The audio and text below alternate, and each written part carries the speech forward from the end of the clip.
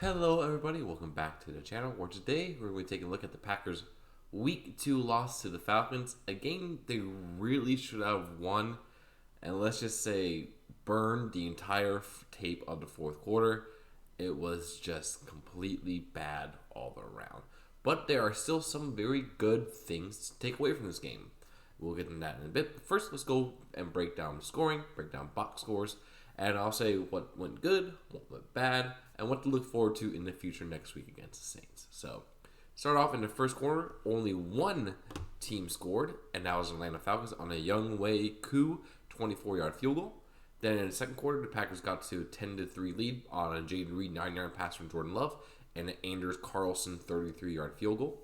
But then right before the half, the Falcons were able to get a touchdown on a Drake London 3-yard pass from Desmond Ridder, but Younghoe Koo missed the extra point, so heading into half, the Packers had a 10-9 lead. But then, in the third quarter, great for the Packers. Offense was clicking, defense was clicking. We got 2 touchdown passes from Jordan Love, one to rookie Dontavian Wicks for a 32-yard score for a 17-9 Green Bay win. Lead, not win, they didn't win.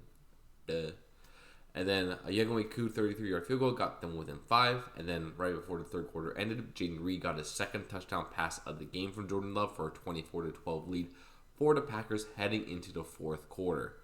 But that's one thing kind of all went wrong. The offense really stalled out. The Falcons were able to bleed a lot of clock in that fourth quarter with a Desmond Ridder touchdown run and 2 Younghoe Koo field goals for the 25-24 victory for Atlanta. And it was just the offense could not get anything going. The defense, being tired, let up a lot of yards on the ground to rookie Bijan Robinson and Tyler Algier. And it's just, did not go good for the Packers at all. But if you look at the box score, Jordan Love had a pretty good day. Went 14 for 25 for 151 yards, 3 touchdowns, no interceptions. Was sacked once, but had a rating of 113.5 as well.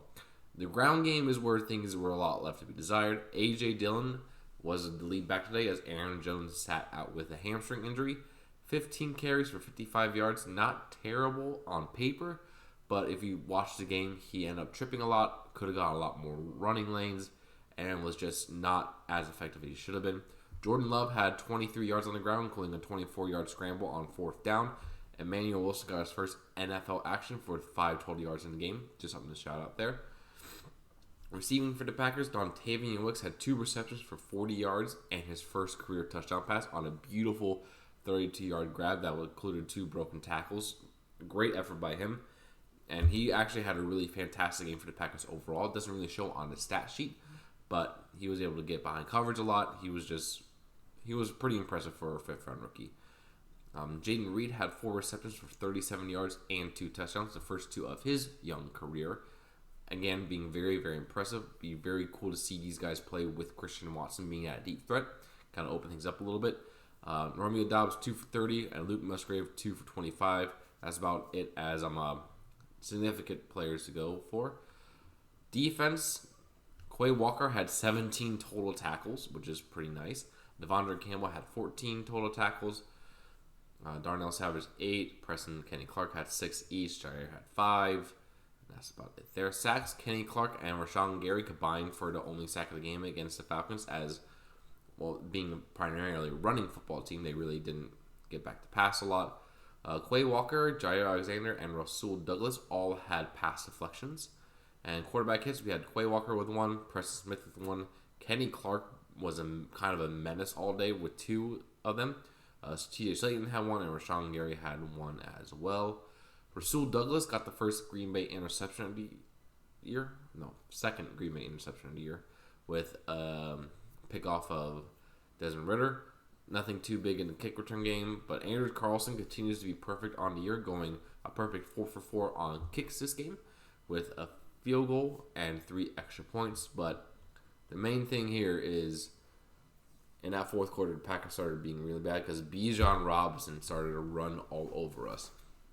19 carries, 124 total yards, no touchdown, but he was just in that fourth quarter just getting big chunk plays. We really did good in the first couple quarters, but then the defense got getting tired. Tackling was bad, and also Joe Barry's scheme did not do a great job in accommodating for Bijan. you know they're going to run, and you still don't let them run. So it's just frustrating that way. Desmond Ridder also had a good amount of carries on the ground, 10 for 39 and a touchdown. So he was being a pretty decent scrambler there. Drake London got a touchdown for the Falcons. And yeah, so the Packers, that fourth quarter was bad all around. Like I said, we had single-digit yards in that fourth quarter. And a lot of people are putting the blame on Joe Barry and his defense, which they do deserve blame. Joe Barry deserves blame for not being smart, continue playing deep off coverage on 3rd and 3. You have Devondre Campbell lined up on Bijan Robinson 10 yards away from him. That is an easy slant catch first down. Joe Barry needs to be fired. We said that last year. He's costing us games because this defense has talent. We know they got talent. Joe Barry continues to try to shove his system into a team that does not fit it. And Matt LaFleur, I'm sorry, you need to let him go. You do. Call him for this last year. Call him for it again this year. You need to let him go. Let him go. And get a real defensive coordinator. We had a chance to get some really good ones last year. Brian Flores, Vic Fangio even. Barry tries to run the Fangio system. Well, at least Vic Fangio knows when to stop it.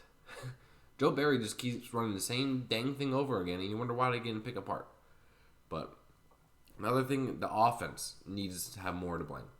Only getting single-digit yards in the fourth quarter, that leads to defense being tired.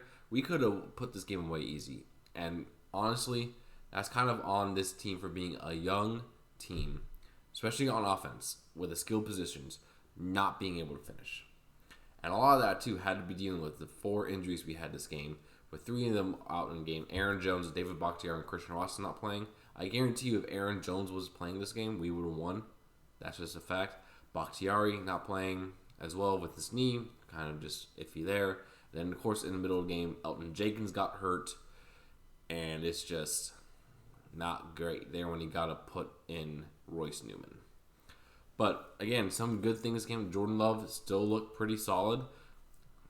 Accuracy is still kind of an issue, but some of that is on just chemistry needing to continue to build with the young receivers. Wicks and Reed having great games for rookies showed up really good. The defense in the first half played good. I think Quay Walker was a really solid player this game, and Kenny Clark was an absolute stud. But it's just that fourth quarter, that's on Matt LaFleur for coaching, that is on Joe Barry for coaching, and is on the offense for not executing properly and leaving the defense kind of out to dry, even though Joe Barry did not help the defense at all in that. But we are heading home this upcoming week against the New Orleans Saints. We should be getting Aaron Jones back. Bakhtiari should be playing, and Christian Watson should be playing. So, should be a good game. But until then, I'll see you guys again very, very soon. Let me know what you guys think down in the comments below. Please like and comment to subscribe to the channel, and I'll see you again soon.